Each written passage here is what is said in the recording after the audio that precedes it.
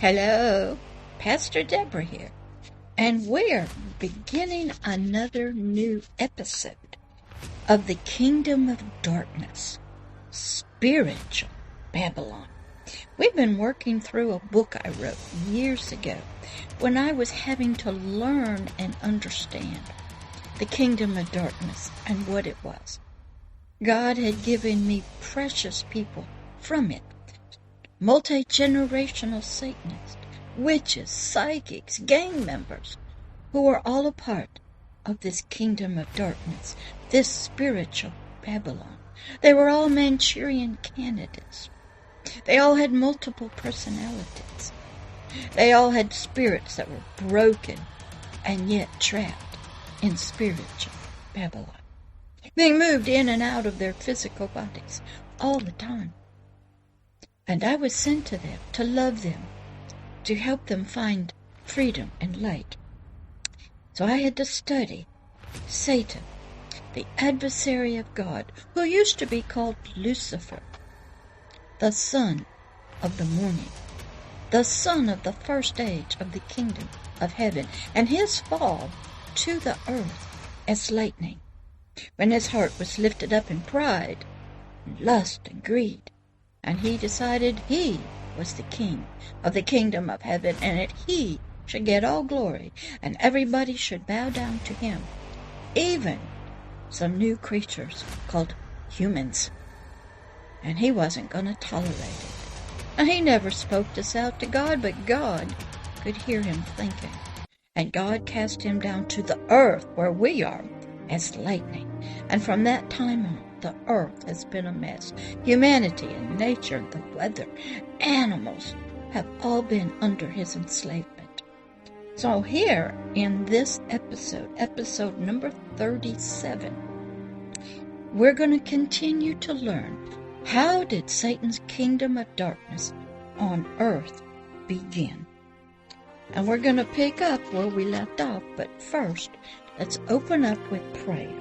Dear God of the kingdom of heaven, God of creation, of love, joy, and peace, of righteousness and justice, and agape love, help us to understand our spiritual adversary here on the planet, here within us, here between us and nature, even in nature and weather itself. Help us to see what's going on sort of behind the curtains that we can't see with our natural eyes, or even understand with our biological brain, even our deep subconscious thoughts. Help us to see the spiritually hidden world, the kingdom of darkness, spiritual Babylon, and its king, Satan, your adversary and our adversary. Teach us, guide us through your wisdom and with your truth, so that we may know our true enemy and how to do battle here on earth for your glory, for the kingdom of heaven and its righteousness and justice. In your name, amen. All right? We are picking up, and as I said, in episode number 37, we had been talking about this guy named Lucifer. He was one of the three archangels of God. There is Michael, Gabriel, and Lucifer. Lucifer meant son of the morning, light bearer. But what he really was the son, the offspring of the first age of the kingdom of heaven, the spiritual territory that's unseen to our eyes. Well, his heart got lifted up because of all of his jewels of his body, which we'll talk about later, of his glory that God would speak into him and God's light shined out, and all of the honor that he was to pass on to God. He had built his own kingdom within himself, and his heart became the king. Lucifer's pride was lifted up to be the king of himself, not this God of the kingdom of heaven, his creator. Lucifer's pride desired to have a kingdom, and he would be its king. Lucifer's pride needed to crown himself, and he did, and place himself on the throne of his own heart Have you done that? Many of you have. Look at me, my accomplishments, my goals, what I have accomplished. And you lift me up. Every year you talk about me. This is my goals, my desires, my plans. This is all because of me. You got a heart just like Lucifer. Lucifer, the new king and lord of himself. He needed subjects to worship him and serve him. So now we begin episode number 37. You see, Lucifer knew the pattern for a kingdom. Being a king and what it meant. He had been in God's kingdom, called the kingdom of heaven, and he had served the king and this Lord, his Lord, the owner. Even in many earthly kingdoms we have kings who are lords, who they consider the land and the resources and everything and the people, the wealth as theirs. They're serving in the spiritual kingdom of darkness, not in the kingdom of heaven. Lucifer's kingdom began in his own heart, and he demanded worshipers. Lucifer's kingdom of himself desired the same things that God had. Yeah. Lucifer's kingdom had no other king but him. You can see examples and patterns of this throughout all of humanity's history. We still have some vestiges, some remaining examples of this, even now, here in the world. Well, God could not have any treason in his kingdom, the kingdom of heaven.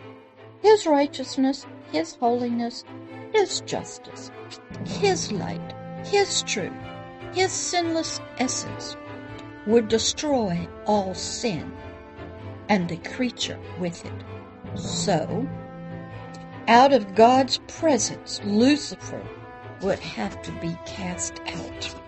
You may be wondering how God knew what was going on in the very heart, mind, and thoughts of Lucifer. And that's a very good question, because it applies to you and all of humanity and to nature itself. Let's hear what God says about him and the heart. But the Lord said unto Samuel, he was a prophet of God, look not on his countenance. Samuel was looking at the young man named David. God had picked him to be the second king of ancient Israel. But Samuel was looking at his age. He was scrawny. He was nothing. And God says, don't you look at his outside appearance, his countenance, or how tall he is, or his stature. For I have not refused him. God does not look at your outside appearance. The first king, King Saul, was picked by Samuel because he was tall and mighty. I guess maybe very good looking. But God says, I don't look at that, and I've refused him. I've refused that Samuel. He has disobeyed me too many times. But I'm not going to look at the new king, this David, this young guy. I'm not going to look at his countenance, what he looks like on the outside. I'm not going to look at his Instagrams. I'm not going to look at his pictures or his posts, or how maybe good looking he is, or how rich he is, or how high he is. I'm not going to look at that. For the Lord, he says, sees not as man sees. For man looks on the outward appearance, but the Lord looks on the heart. Now, some people think the heart is your subconscious, your thoughts, and it's not. It's your spirit. And from your spirit, these thoughts shine out to your soul. So God can look at your soul, your heart, and see what kind of spirit you have and what kind of thoughts you're having. And that is out of the Authorized King James Bible in 1 Samuel 1:7. Now let's hear another word. My God, that you try the heart. 1 Chronicles 29:16. God's going to look at your heart, your thoughts, even those that are hidden off. How many of you know you got multiple personalities in there? You are more than just one. You might have an outside part that we all see. And you have a intimate part that you only share with intimacy with partners. You might have a father part, a mother part, a business part. You might have one that's just at home. Maybe just with your buddies or your friends or your besties. Or maybe you have one that's on now, social media. But that's not the real you. God can look and see if you're a Manchurian candidate. Do you have multiple personalities? Do you have a dark side and a light side part? He can look inside your subconscious mind. And he could look at your spirit and tell what kind of person you are. So he says, that's what I'm looking at. I'm not looking at your Instagram photos. I'm not looking at your social media platforms. I'm not looking at your pictures. I'm not looking at what you do. I'm looking at why you do it. I'm looking at who you're doing it for. What's your purposes? I'm looking deep. That is what Samuel was told by God. He tries, he tests, he looks at our mind, our thoughts, our feelings, our goals, our desires. Well, he can see what you are hiding. Thus are the secrets of his heart made known to God. 1 Corinthians 1:14-25. If I ask God what you're thinking about, who you really are, he can tell me. He can look. He knows why you do what you do, who you're serving, even though you lie to us maybe on the cameras or you lie on social media. He knows what is really going on, and if I need to ask him, he'll tell me because I'm one of his trusted servants. In Jeremiah 17:10, we are told, I, the Lord, search the heart. Don't you ever think just because you don't talk to us, he can't search your heart, your thoughts, in your soul, in your biological brain. And he can search your spirit. Those are two different worlds. The heart, the place of God's Eden for some of us. The place of God's kingdom. It was originally in Lucifer. The place of God's lordship in the heart of Lucifer. The place of the very middle, the center of God's throne. Original in Lucifer. The place in the very middle of it. A place of fellowship. Lucifer used to fellowship with God, talk with, sing with, be a friend with, a partner with. The heart. The place of worship, where you bow down and you say, thank you, God, my Creator. And you bow in worship in your thoughts. It's the place of truth and light. The place of love of the Father, your Creator. The place of the love of the King, the heart. The place where Lucifer became a traitor. The heart. The place where high treason was committed against its king, the king of the kingdom of heaven. The heart of Lucifer, the place of violence towards his Lord. The heart of Lucifer, the place of pride. The heart of Lucifer, the place where the land became a wilderness. God left. God took his glory, his gifts, his light, his truth, gone out of Lucifer's heart. The heart of Lucifer, the place where the land was now dry. There was no rivers of living water flowing into it. No milk of the word, no warmth, no rain. The heart of Lucifer, the place where the land was not yielding its strength for food, for nourishment, for new knowledge and truth to Lucifer. The heart of Lucifer, the place where the land was now barren. There was no God, no light, no truth, no beauty, just hate and greed, lust, more greed, lies, and even murderous thoughts towards his Creator. The heart of Lucifer became the place of darkness, confusion, ignorance, hate. The heart of Lucifer, the place of the kingdom of darkness, spiritual, Babylon.